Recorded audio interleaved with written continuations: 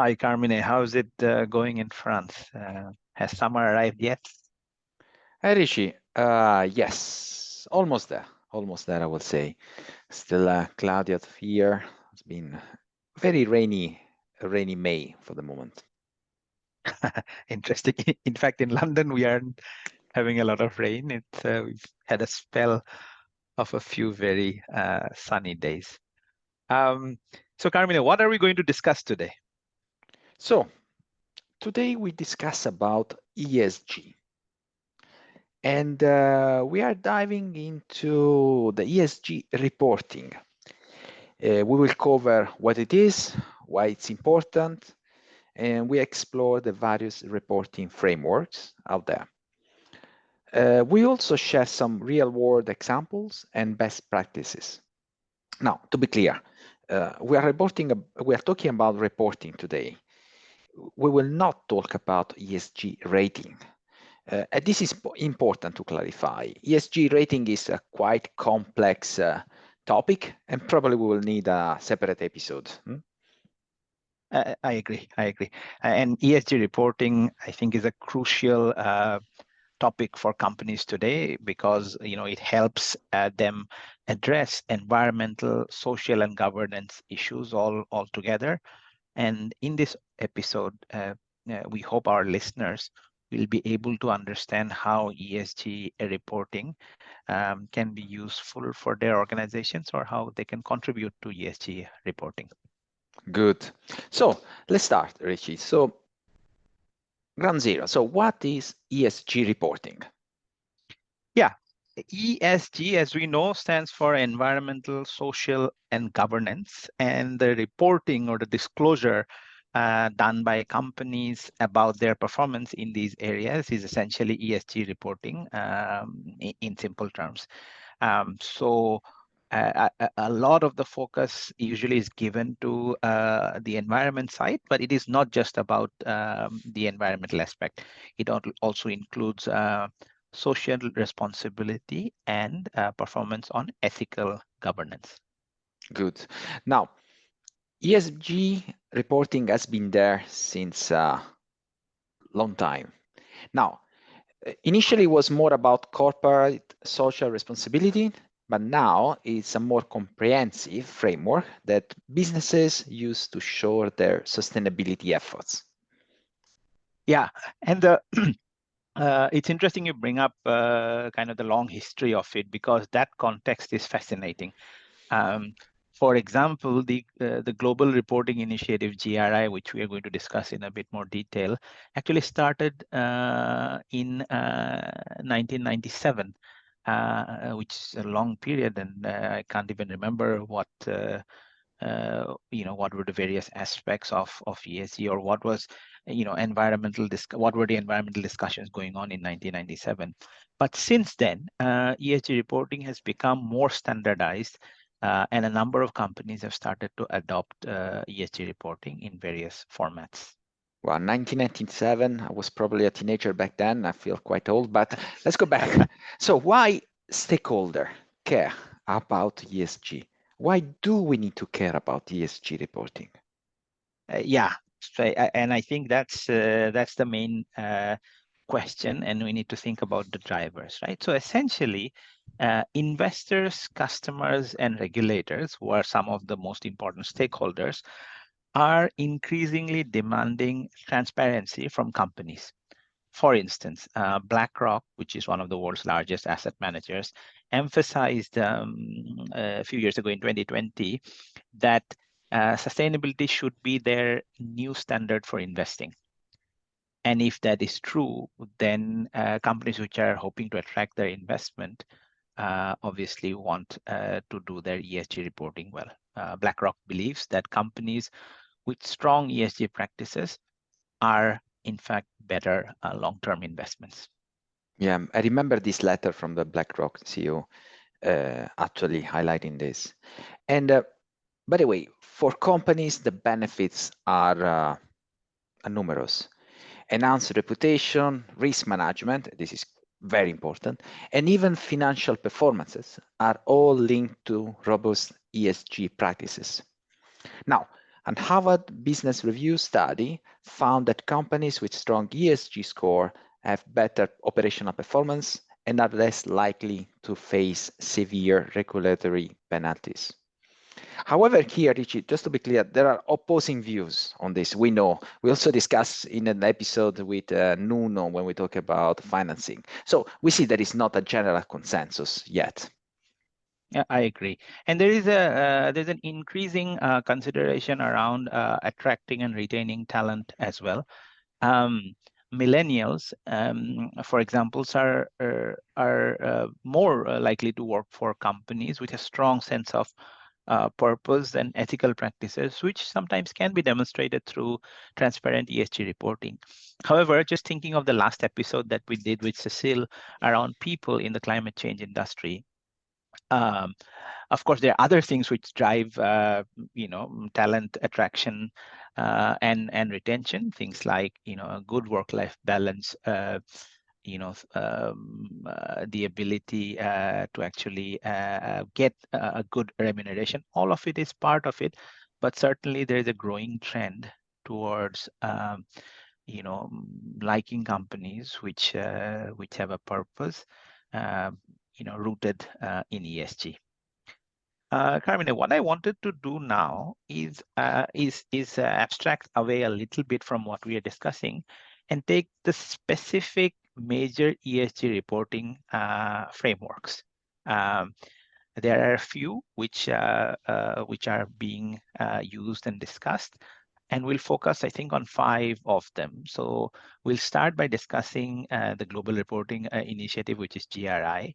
Yep. Then we'll go into the Sustainability Accounting and Standards Board framework, SASB, that some of our listeners might be familiar with. The other one that's come about more recently is the Task Force on Climate-Related Financial Disclosures, which is known as TCFD. And there's a twin framework called TNFD, Task Force on Nature-Related Financial Disclosures, which we will not discuss today. Then we'll focus a little bit on the Carbon Disclosure Project, or CDP, and we'll have a quick chat on the Integrated Reporting Framework, or IR as well, not linked to investor relationships, but that's another framework that's generally used. Carmine, could you help our audiences understand a little bit about GRI? Good, thank you, Rishi. So GRI, so this has been around since 1997. So from the very beginning of this journey, as you mentioned before, it offers a comprehensive framework for sustainability reporting. It's widely used. There are companies like Coca-Cola, for example, they use GRI standards to report their sustainability effort, covering everything from water usage to community impacts. Excellent. And then closely related, but obviously quite different, is SASB in terms of its wide coverage. But SASB actually provides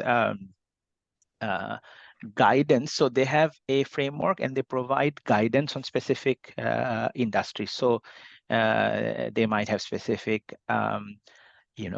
focus and guidance on the energy industry. Similarly, they have guidance provided on the airline industry. So for example, Delta Airlines uses SASB standards to report on issues like fuel efficiency and labor relations, which are actually very critical to that particular, the airline industry. And I think that kind of gives us an example of how some of these frameworks can provide value by being focused on specific industries. Yeah, definitely there. And another one, let's talk about the Task Force on Climate-Related Financial Disclosures, or TCFD. This is another key framework. It focuses on climate-related risk and opportunities. Companies like Unilever uses TCFD to disclose their climate-related strategies and resilience measures. Yeah, and another climate or carbon related framework that we have is the Carbon Disclosure Project, and its focus is on carbon footprinting and environmental impact, as the name already suggests. Actually, in 2020, over 9,600 companies reported through CDP, including the likes of Microsoft and Apple, which is, if you think about it, when you think of carbon, the mind might immediately go to the energy industry. But a lot of these software companies that have large data centers, they also obviously consume a lot of energy, and therefore want to report on their carbon footprint. So there are examples of Microsoft and Apple using CDP to highlight their greenhouse gas emissions and even water management practices. Right, Rishi, and just about that, as you said, a lot of coming from the software industry, from all the waves of AI now being deployed that requires energy. Absolutely. And lastly, integrated reporting, or AR. It combines financial and non-financial information. It's used, for example, by companies like Novo Nordisk to provide an holistic view of their business performances and sustainability efforts. Yeah, exactly. So what we are essentially seeing across these frameworks, that there is a difference in the scope and focus, and essentially that's the beauty of having a number of these frameworks, that the scope and the focus allows a company that wants to voluntarily disclose their performance to choose which one is the right one for their particular business. As we have discussed, GRI is a broad framework covering all aspects of sustainability, while SASB does the same, but on an industry-specific level. Right, and TCFD specifically looks at targets that are climate-related and financial disclosure, which is closure for industries like energy and manufacturing. And the same applies for CDP, that is very much carbon focused. Correct. And just to sort of make the link between TCFD, is that TCFD takes climate and links it to financial performance or expected financial performance, whereas CDP is more around disclosure of carbon performance. So it is important that when an organization chooses a framework, that they consider the specific needs and stakeholder expectations. So what are stakeholders looking to hear from the respective organization in terms of their ESG performance? And that helps them to choose a particular framework. Some might even use more than one framework to ensure that there is comprehensive reporting. Yes, and it's all about communication at the end, right? So Coca-Cola, for example, uses both GRI and TCFD to cover a wide range of sustainability issues and climate risk. Exactly. So Carmine, maybe the question then in front of us, or maybe in front of a company that is looking to adopt, voluntary disclosure or reporting on ESG, how can they start? Could you help us understand that? So probably first point, conduct an initial assessment to understand your current impact and engage with stakeholders to identify the key area of concern. Second step, set clear goals and identify the metrics you need to track. Right, and as you can imagine, I think in this, data collection is crucial. There are many examples of tools which can help with data collection, and one example is SAP Sustainable Performance Management tool, which can help gather and analyze ESG data. The tools help in the collection of data, but they can also ensure data accuracy and make sure there is data integrity, which is very important for ESG reporting. And then when it comes to reporting and disclosure, transparency is key. So an ESG report should be clear and accessible. A good example is coming from Unilever. where the report is very well structured, easy to navigate. It also reflects the company culture around it. And that's right. Now, a well-structured and well-written ESG report is not an easy thing to do. So there are many challenges in this area, and common challenges include consistency in data and keeping up with regulatory changes. As you can imagine, in this field, there are variations in regulation, and regulations keep changing with time as well. So it is very important for organizations to stay informed and adapt their reporting practices accordingly. Yeah, and let's keep looking at some real cases and success stories. Everybody knows Patagonia. It's very well known. We can take again as an example. They have successfully implemented ESG reporting. They focus heavily on environmental impact. The transparency and commitment to sustainability have boosted their brand reputation significantly. They use probably as also a marketing tool, I would say. Yeah, and another great example is IKEA, depending on where you are. They have faced challenges, particularly with supply chain transparency, and you can imagine for a large furniture home goods supplier that can be an issue. However, what they have done is they have invested in sustainable sourcing. And to go along with the sustainable sourcing, they have invested in reporting practices through which they have made significant progress, and to some extent, I think they've managed to gain the trust of their customers. Yeah. And let's look, for example, a different case in manufacturing, specifically in the automotive industry. We know the emission scandals that had hit this industry in the past years, for example, with Volkswagen. This highlighted the importance of accurate and honest ESG reporting. And they have since then overhauled the reporting practices to rebuild trust with stakeholders. Indeed, they have, and that shows the importance of not just investing in ESG reporting, but actually putting the time and effort in presenting a credible ESG report in front of stakeholders. So to recap, what we did today is we discussed the importance of ESG reporting, explored the major frameworks such as GRI, SASB, TCFD, CDP, and IR. And we tried to share some of the best practices for the implementation of these frameworks. Good. Thank you, Rishi. It has been quite delightful, I would say.